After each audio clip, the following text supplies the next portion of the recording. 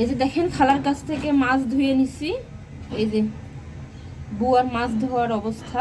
তো হচ্ছে আমাকে আবার এই মাছটা একটু ঘষতে হবে, তাছাড়া হচ্ছে আমি আসলে খেতে পারবো না। তো এইখানে রেখে আমাকে এখন একটু সাদা ঝকঝকে না হলে কি ভালো লাগে খেতে।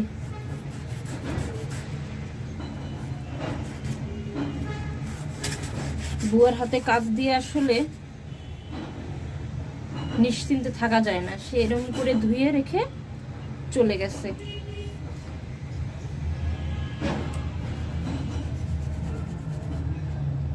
এখন আমার এগুলা ধুইতে হবে এরকম করে, না ধোয়া পর্যন্ত আমি কিভাবে রান্না করবো আসলে।